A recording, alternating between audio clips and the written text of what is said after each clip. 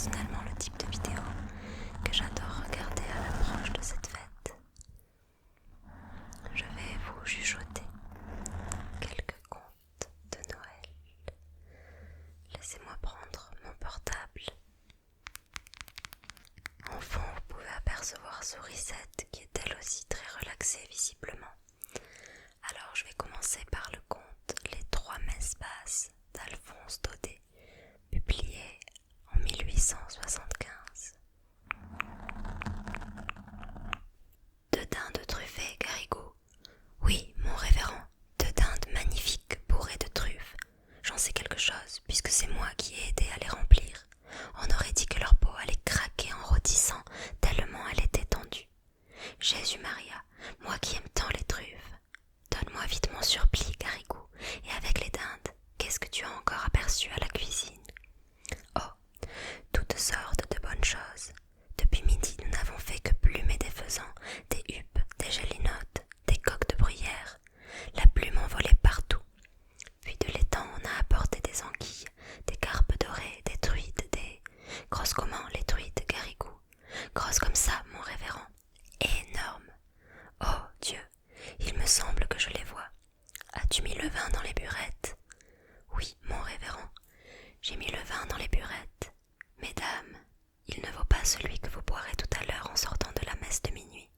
Si vous voyiez cela dans la salle à manger du château, toutes ces carafes qui flambent pleines de vin de toutes les couleurs, et la vaisselle d'argent, les surtout ciselés, les fleurs, les candélabres, jamais il ne se sera vu un réveillon pareil. Monsieur le marquis a invité tous les seigneurs du voisinage. Vous serez au moins 40 à table, sans compter le bailli ni le tabellion. Ah, vous êtes bien heureux d'en être, mon révérend. Rien que d'avoir flairé ces belles dindes, l'odeur des truffes me suit partout. Allons, allons, mon enfant, gardons-nous du péché de gourmandise, surtout la nuit de la nativité. Va bien vite allumer les cierges et sonner le premier coup de la messe, car voilà que minuit est proche et il ne faut pas nous mettre en retard. Cette conversation se tenait une nuit de Noël de l'an de grâce 1600 et tant, entre le révérend Dom Balaguer, ancien prieur des Barnabites, présentement chapelain gagé des cires de trinquelage, et son petit clerc Garrigou, ou du moins ce qu'il croyait être le petit clerc Garrigou, car vous saurez que le diable, ce soir-là, avait pris la face ronde et les traits indécis du jeune sacristain pour mieux induire le révérend père en tentation et lui faire commettre un épouvantable péché de gourmandise. Donc, pendant que le soi-disant Garrigou, faisait à tour de bras carillonner les cloches de la chapelle seigneuriale, le révérend achevait de revêtir sa chasuble dans la petite sacristie du château. Et, l'esprit déjà troublé par toute cette description gastronomique, il se répétait à lui-même en s'habillant. Des dindes rôties, des carpes dorées, des truites grosses comme ça. Dehors, le vent de la nuit soufflait en éparpillant la musique des cloches, et, à mesure, des lumières apparaissaient dans l'ombre au flanc du mont Ventoux, en haut duquel s'élevaient les vieilles tours de trinquelage. C'étaient des familles de métayers qui venaient entendre la messe de minuit au château. Ils grimpaient la côte en chantant par groupes de 5 ou 6, le père en avant, la lanterne en main, les femmes enveloppées dans leurs grandes mantes brunes où les enfants se serraient et s'abritaient. Malgré l'heure et le froid, tout ce brave peuple marchait allègrement, soutenu par l'idée qu'au sortir de la messe il y aurait, comme tous les ans, table mise pour eux en bas dans les cuisines. De temps en temps, sur la rue de Montée, le carrosse d'un seigneur précédé de porteurs de torches faisait miroiter ses glaces au clair de lune, ou bien une mule trottait en agitant ses sonnailles, et à la lueur des falots enveloppés de brume, les métayers reconnaissaient leur bailli et le saluaient au passage. « Bonsoir, bonsoir, maître Arnoton. Bonsoir, bonsoir, mes enfants. » La nuit était claire, les étoiles avivaient de froid, la bise piquait, et un fin grésil, glissant sur les vêtements sans les mouiller, gardait fidèlement la tradition des Noëls blancs de neige.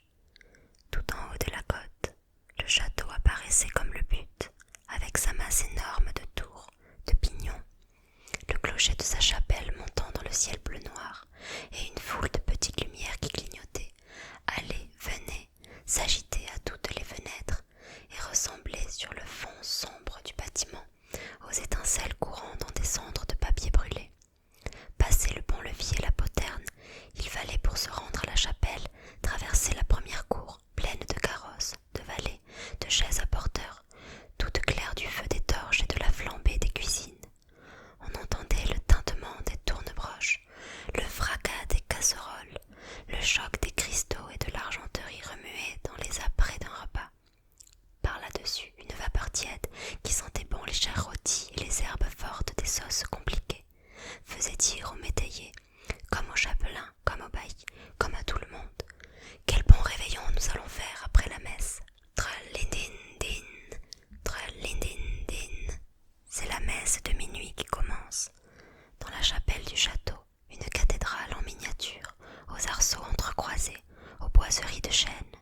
descend jusqu'à hauteur des murs.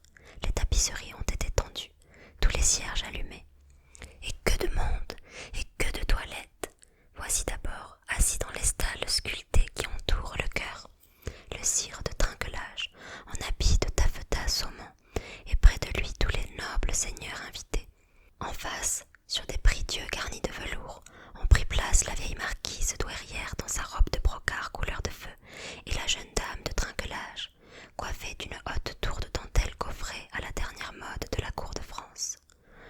Plus bas, on voit, vêtus de noir avec de vastes perruques en pointe et des visages rasés, le bailli Thomas Arnotan et le tabellion maître en broie, deux notes graves parmi les soies voyantes et les dames brochées.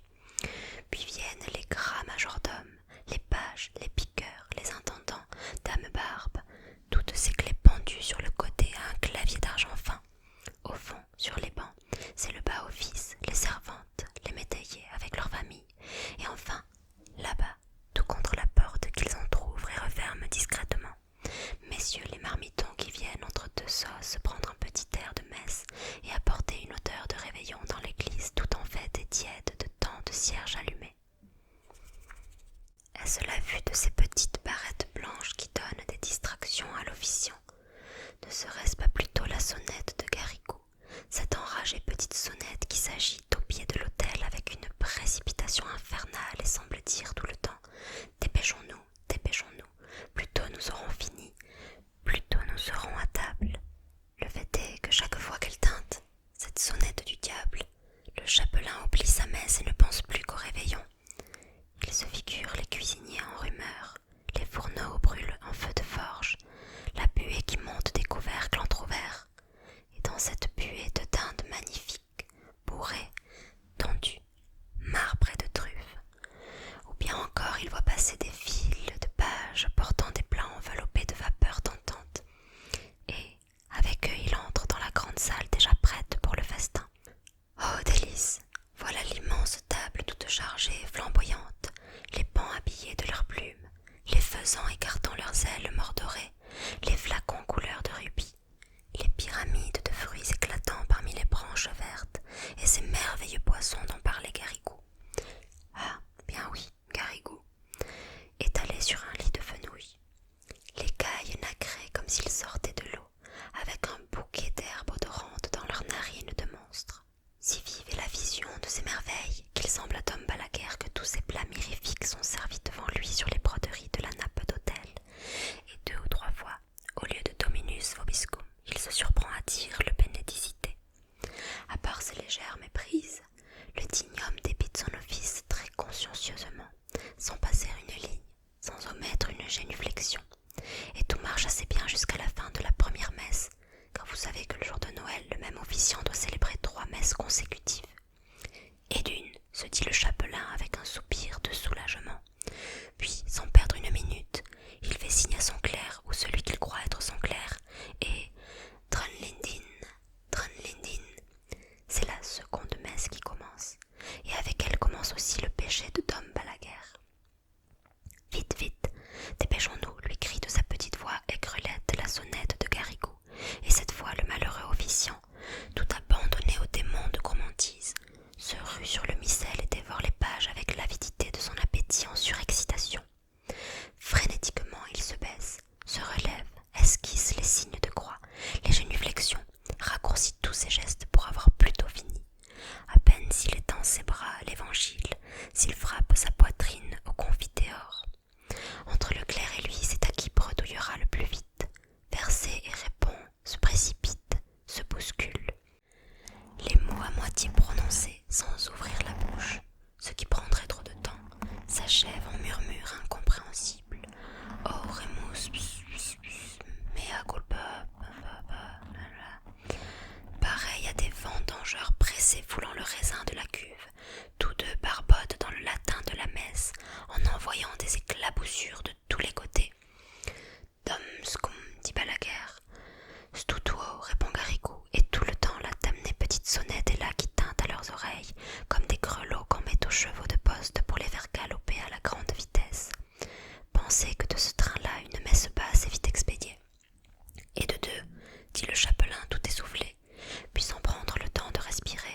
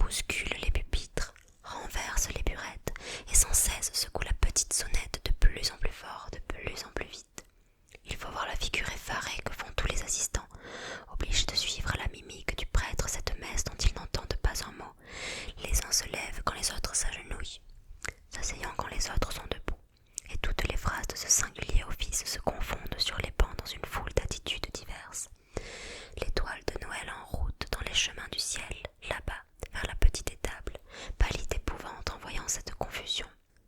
L'abbé va trop vite, on ne peut pas suivre, murmure la vieille douairière en agitant sa coiffe avec égarement. Maître Arnoton, ses grandes lunettes d'acier sur le nez, cherche dans son paroissien où diantre on peut bien en être. Mais au fond, tous ces braves gens qui eux aussi pensent à réveillonner ne sont pas fâchés que la messe aille ce train de poste, et quand Dom Balaguère, la figure rayonnante, se tourne vers l'assistance en criant de toutes ses forces « Ite missae », il n'y a qu'une voix dans la chapelle pour lui répondre un Deo gratias si joyeux et si entraînant qu'on se croirait déjà à table au premier toast du réveillon. 5 minutes après, la foule des seigneurs s'asseyait dans la grande salle, le chapelain au milieu d'eux. Le château, illuminé de haut en bas, retentissait de chants, de cris, de rires, de rumeurs, et le vénérable Dom Balaguère plantait sa fourchette dans une aile de gélinotte, noyant le remords de son péché sous des flots de vin du pape et de bons jus de viande, dont il but et mangea, le pauvre saint homme, qu'il mourut dans la nuit d'une terrible attaque, sans avoir eu seulement le temps de se repentir. Puis, au matin, il arriva dans le ciel encore tout en rumeur des fêtes de la nuit, et je vous laisse à penser comme il y fut reçu. « Retire-toi de mes yeux, mauvais chrétien, lui dit le souverain juge, notre maître à tous. Ta faute est assez grande pour effacer toute une vie de vertu. Ah, tu m'as volé une messe de nuit. Eh bien, tu m'en payeras 300 en place, et tu n'entreras au paradis que quand tu auras célébré dans ta propre chapelle ces 300 messes de Noël en présence de tous ceux qui ont péché par ta faute et avec toi. Et voilà la vraie légende de Dom Balaguère, comme on la raconte au pays des Olives. Aujourd'hui, le château de Trinquelage n'existe plus, mais la chapelle se tient encore droite tout en haut du mont Ventoux, dans un bouquet de chênes verts. Le vent fait battre sa porte disjointe, l'herbe encombre le seuil. Il y a des nids aux angles de l'autel et dans l'embrasure des hautes croisées dont les vitraux coloriés ont disparu depuis longtemps. Cependant, il paraît que tous les ans, à Noël, une lumière surnaturelle erre parmi ces ruines, et qu'en allant aux messes et aux réveillons, les paysans aperçoivent ce spectre de chapelle éclairé de cierges invisibles qui brûlent au grand air, même sous la neige et le vent. Vous en rirez si vous voulez, mais un vigneron de l'endroit, nommé Garrigue, sans doute un descendant de Garrigou, m'a affirmé qu'un soir de Noël, se trouvant un peu en ribote, il s'était perdu dans la montagne du côté de Trinquelage, et voici ce qu'il avait vu. Jusqu'à 11 heures, rien, tout était silencieux, éteint, inanimé. Soudain, vers minuit, un carillon sonna tout en haut du clocher, un vieux carillon qui avait l'air d'être à 10 lieues. Bientôt, dans le chemin qui monte, Garrigue vit trembler des feux, s'agiter des ombres indécises. Sous le porche de la chapelle, on marchait, on chuchotait. « Bonsoir, maître Arnoton. Bonsoir, bonsoir, mes enfants. » Quand tout le monde fut entré, mon vigneron, qui était très brave, s'approcha doucement et regardant par la porte cassée eut un singulier spectacle. Tous ces gens qu'il avait vus passer étaient rangés autour du chœur, dans la nef en ruine, comme si les anciens bancs existaient encore. De belles dames en brocart avec des coiffes de dentelle, des seigneurs chamarrés du haut en bas, des paysans en jaquettes fleuries ainsi qu'en avaient nos grands-pères. Tous l'air vieux, fanés, poussiéreux, fatigués.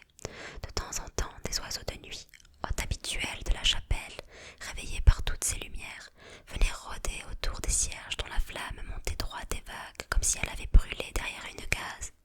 Et ce qui amusait beaucoup Garrigue, c'était un certain personnage à grandes lunettes d'acier, qui secouait à chaque instant sa haute perruque noire sur laquelle un de ces oiseaux se tenait droit tout empêtré en battant silencieusement des ailes.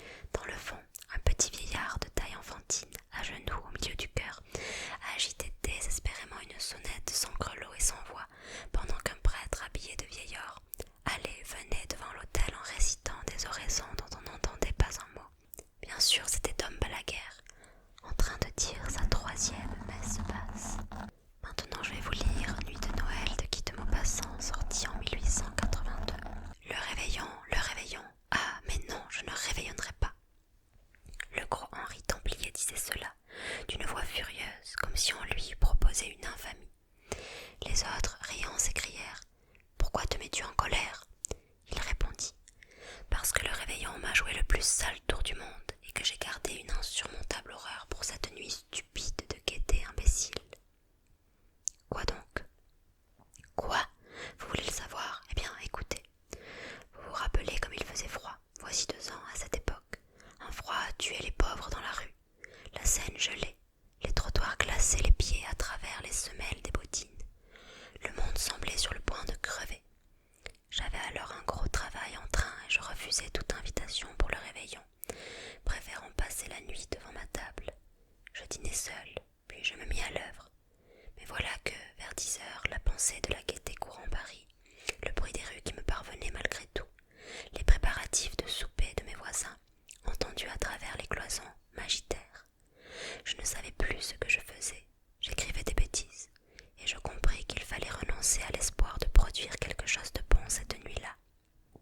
Je marchai un peu à travers ma chambre. Je m'assis. Je me relevai. Je subissais certes la mystérieuse influence de la joie du dehors, et je me résignai. Je sonnai ma bonne et je lui dis « Angèle, allez m'acheter de quoi souper à deux. Des huîtres, un perdreau froid, des écrevisses, du jambon, des gâteaux. Montez-moi 2 bouteilles de champagne, mettez le couvert et couchez-vous. » Elle obéit, un peu surprise. Quand tout fut prêt, j'endossai mon pardessus et je sortis. Une grosse question restait à résoudre. Avec qui allais-je réveillonner? Mes amis étaient invités partout. Pour en avoir une, il aurait fallu m'y prendre d'avance. Alors je songeais à faire en même temps une bonne action. Je me dis, Paris est plein de pauvres et de belles filles qui n'ont pas un souper sur la planche et qui errent en quête d'un garçon généreux.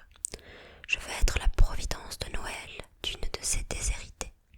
Je vais rôder, entrer dans les lieux de plaisir, questionner, chasser, choisir à mon gré, et je me mis à parcourir la ville. Certes, je rencontrais beaucoup de pauvres filles cherchant aventure, mais elles étaient laides à donner une indigestion ou maigres à geler sur pied si elles s'étaient arrêtées. J'ai un faible, vous le savez, j'aime les femmes nourries. Plus elles sont en chair, plus je les préfère. Une colosse me fait perdre la raison. Soudain, en face du théâtre des variétés, j'aperçus un profil à mon gré. Une tête, puis par devant 2 bosses, celle de la poitrine, fort belle, celle du dessous surprenante. Un ventre, doux à grâce. J'en frissonnai, murmurant « Sacristie, la belle fille !» Un point me restait à éclaircir. Le visage. Le visage, c'est le dessert. Le reste, c'est le rôti. Je hâtai le pas. Je rejoignis cette femme errante et, sous un bec de gaz, je me retournai brusquement. Elle était charmante, toute jeune, brune, avec de grands yeux noirs. Je vis ma proposition, qu'elle accepta sans hésiter. Un quart d'heure plus tard, nous étions attablés dans mon appartement. Elle dit en entrant « Ah, on est bien ici !» Et elle regarda autour d'elle avec la satisfaction visible d'avoir trouvé la table et le gîte en cette nuit glaciale. Elle était superbe, tellement jolie qu'elle m'étonnait, et grosse à ravir mon cœur pour toujours. Elle ôta son manteau, son chapeau, s'assit et se mit à manger. Mais elle ne paraissait pas en train, et parfois sa figure un peu pâle tressaillait, comme si elle eût souffert d'un chagrin caché. Je lui demandai « Tu as des embêtements ?» Elle répondit « Bah, oublions tout. » Et elle se mit à boire. Elle vidait d'un trait son verre de champagne, le remplissait et le revidait encore sans cesse. Bientôt un peu de rougeur lui vint aux joues, et elle commença à rire. Moi, je l'adorais déjà, l'embrassant à pleine bouche, découvrant qu'elle n'était ni bête, ni commune, ni grossière comme les filles du trottoir. Je lui demandai des détails sur sa vie. Elle répondit « Mon petit, cela ne te regarde pas. » Hélas, 1 heure plus tard, enfin le moment vint de se mettre au lit, et pendant que j'enlevais la table dressée devant le feu, elle se déshabilla vivement et se glissa sous les couvertures. Mes voisins faisaient un vacarme affreux, riant et chantant comme des fous, et je me disais, j'ai eu rudement raison d'aller chercher cette belle fille, je n'aurais jamais pu travailler. Un profond gémissement me fit me retourner. Je demandai « Qu'as-tu, ma chatte ?» Elle ne répondit pas, mais elle continuait à pousser des soupirs douloureux, comme si elle eût souffert horriblement. Je repris « Est-ce que tu te trouves indisposée ?» Et soudain elle jeta un cri déchirant. Je me précipitai, une bougie à la main. Son visage était décomposé par la douleur, et elle se tordait les mains, haletante, en voyant du fond de sa gorge ces sortes de gémissements sourds qui semblent des râles et qui font défaillir le cœur. Je demandai, éperdu, « Mais qu'as-tu? Dis-moi, qu'as-tu » Elle ne répondit pas et se mit à hurler. Tout à coup les voisins se turent, écoutant ce qui se passait chez moi. Je répétai « Où souffres-tu? Dis-moi, où souffres-tu » Elle balbutia « Oh, mon ventre, mon ventre !» D'un seul coup je relevai la couverture et j'aperçus. Elle accouchait, mes amis. Alors je perdis la tête. Je me précipitai sur le mur que je heurtai à coups de poing de toute ma force en vociférant « Au secours! Au secours !» Ma porte s'ouvrit. Une foule se précipita chez moi. Des hommes en habit, des femmes décolletées, des pierrots, des turcs, des mousquetaires. Cette invasion m'affola tellement que je ne pouvais même plus m'expliquer. Eux, ils avaient cru à quelque accident, à un crime peut-être, et ne comprenaient plus. Je dis enfin, c'est cette femme qui accouche. Alors tout le monde l'examina, dit son avis. Un capucin, surtout, prétendait s'y connaître et voulait aider la nature. Ils étaient gris comme des ânes. Je crus qu'ils allaient la tuer et je me précipitai nu-tête dans l'escalier pour chercher un vieux médecin qui habitait dans une rue voisine. Quand je revins avec le docteur, toute ma maison était debout. On avait rallumé le gaz de l'escalier. Les habitants de tous les étages occupaient mon appartement. 4 débardeurs attablés achevaient mon champagne et mes écrevisses. À ma vue, un cri formidable éclata, et une laitière me présenta dans une serviette un affreux petit morceau de chair ridée, plissée, geignante, miaulant comme un chat, et elle me dit « C'est une fille ». Le médecin examina la couchée, déclara douteux son état, l'accident ayant eu lieu immédiatement après un souper, et il partit en annonçant qu'il allait m'envoyer immédiatement une garde malade et une nourrice. Les 2 femmes arrivèrent 1 heure après, apportant un paquet de médicaments. Je passai la nuit dans un fauteuil trop éperdu pour réfléchir aux suites. Dès le matin, le médecin revint. Il trouva la malade assez mal. Il me dit « Votre femme, monsieur ». Je l'interrompis. « Ce n'est pas ma femme ». Il reprit « Votre maîtresse, peu m'importe ».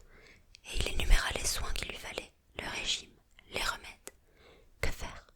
Envoyer cette malheureuse à l'hôpital? J'aurais passé pour un manant dans toute la maison, dans tout le quartier. Je la gardai. Elle resta dans mon lit 6 semaines. L'enfant, je l'envoyai chez des paysans de Poissy. Il me coûte encore 50 francs par mois, ayant payé dans le début. Me voici forcé de payer jusqu'à ma mort. Et, plus tard, il me croira son père. Mais, pour comble de malheur, quand la fille a été guérie, elle m'aimait éperdument, la gueuse. Eh bien, elle était devenue maigre comme un chat de gouttière, et j'ai flanqué dehors cette carcasse qui me guette dans la rue, se cache pour me voir passer, m'arrête le soir quand je sors pour me baiser la main, m'embête enfin à me rendre fou. Et voilà pourquoi je ne réveillonnerai plus jamais. C'est bien, il mérite même pas de réveillonner à nouveau là, il est trop nul. Fumier. Et enfin on va terminer avec La petite fille et les allumettes d'Hans Christian Andersen. Comme il faisait froid, la neige tombait, la nuit n'était pas loin. C'était le dernier soir de l'année, la veille du jour de l'an. Au milieu de ce froid et de cette obscurité, une pauvre petite fille passa dans la rue, la tête et les pieds nus. Elle avait, il est vrai, des pantoufles en quittant la maison, mais elles ne lui avaient pas servi longtemps.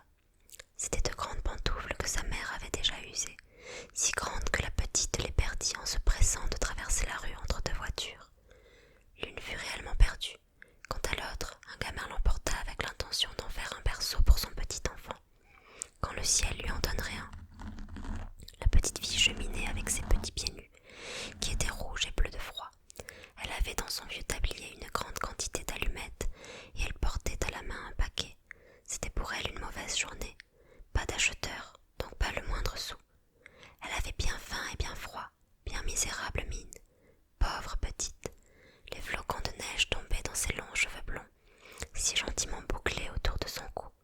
Mais songeait-elle seulement à ses cheveux bouclés? Les lumières brillaient aux fenêtres. Le fumet des rôtis s'exhalait dans la rue. C'était la veille du jour de l'an. Voilà à quoi elle songeait. Elle s'assit et s'affaissa sur elle-même dans un coin, entre 2 maisons. Le froid la saisit de plus en plus, mais elle n'osait pas retourner chez elle.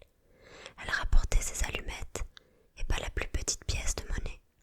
Son père la battrait, et du reste, chez elle, est-ce qu'il ne faisait pas froid aussi? Il logeait sous le toit, et le vent soufflait au travers, quoique les plus grandes fentes eussent été bouchées avec de la paille et des chiffons. Ses petites mains étaient presque mortes de froid. Hélas, une petite allumette leur ferait du bien. Si elle osait en tirer une seule du paquet, la frotter sur le mur et réchauffer ses doigts. Elle en tira une. Ritch, comme elle éclata, comme elle brûla. C'était une flamme chaude et claire comme une petite chandelle, quand elle la couvrit de sa main. Quelle lumière bizarre! Il semblait à la petite fille qu'elle était assise devant un grand poêle de fer orné de boules et surmonté d'un couvercle en cuivre luisant. Le feu y brûlait si magnifique, il chauffait si bien. Mais qu'y a-t-il donc? La petite étendait déjà ses pieds pour les chauffer aussi. La flamme s'éteignit, le poêle disparut, elle était assise, un petit bout de l'allumette brûlait à la main. Elle en frotta une seconde, qui brûla, qui brilla, et là où la lueur tomba sur le mur, il devint transparent comme une gaze.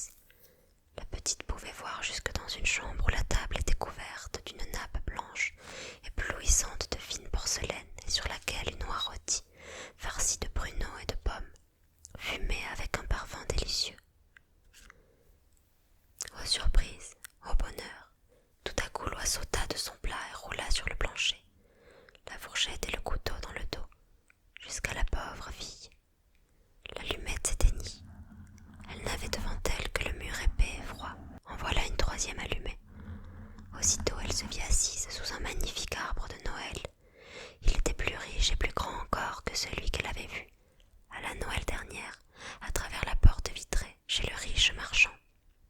1000 chandelles brûlaient sur les branches vertes, et des images de toutes couleurs, comme celles qui ornent les fenêtres des magasins, semblaient lui sourire. La petite éleva les deux mains. L'allumette s'éteignit. Toutes les chandelles de Noël montaient, montaient, et elle s'aperçut alors que ce n'étaient que les étoiles. Une d'elles tomba et traça une longue raie de feu dans le ciel. « C'est quelqu'un qui meurt, » se dit la petite, car sa vieille grand-mère qui seule avait été bonne pour elle, mais qui n'était plus, lui répétait souvent. Lorsqu'une étoile tombe, c'est qu'une âme monte à Dieu. Elle frotta encore une allumette sur le mur. Il se fit une grande lumière au milieu de laquelle était la grand-mère debout, avec un air si doux, si radieux. « Grand-mère, s'écria la petite, emmène-moi. Lorsque l'allumette s'éteindra, je sais que tu n'y seras plus. Tu disparaîtras comme le poêle de fer, comme l'oie rôtie, comme le bel arbre de Noël. » Elle frotta promptement le reste du paquet, car elle tenait à garder sa grand-mère, et les allumettes répandirent un éclat plus vif que celui du jour. Jamais la grand-mère n'avait été si grande ni si belle. Elle prit la petite fille sur son bras, et toutes les deux s'envolèrent joyeuses au milieu de ce rayonnement, si haut, qu'il n'y avait plus ni froid, ni faim, ni angoisse. Elles étaient chez Dieu, mais dans le coin, entre les deux maisons, était assise, quand vint la froide matinée, la petite fille, les joues toutes rouges, le sourire sur la bouche. Morte de froid, le dernier soir de l'année. Le jour de l'an se leva sur le petit cadavre assis là avec les allumettes, dont un paquet avait été presque tout brûlé. Elle a voulu se chauffer, dit quelqu'un. Tout le monde ignora les belles choses qu'elle avait vues, et au milieu de quelle splendeur elle était entrée avec sa vieille grand-mère dans la nouvelle année. Je la trouve tellement triste, cette histoire. Enfin, c'est le seul conte que je connaissais parmi les trois là. Et voilà, j'ai envie de chialer maintenant. J'espère que vous êtes déjà endormis. Sinon, désolée. En tout cas, je crois que cette petite vidéo a été assez cocooning. J'avais même mis mon pull de Noël pour cette occasion spéciale. Si vous me suivez depuis le début, vous êtes peut-être aperçu que je porte ce pull au moins une fois à chaque fois que Noël revient. D'ailleurs, si cette vidéo lecture chuchotée ne vous a pas suffi pour vous endormir, je vous envoie vers la première partie du livre Un chant de Noël. J'ai lu tout le livre et donc vous retrouverez les différentes parties sur ma chaîne.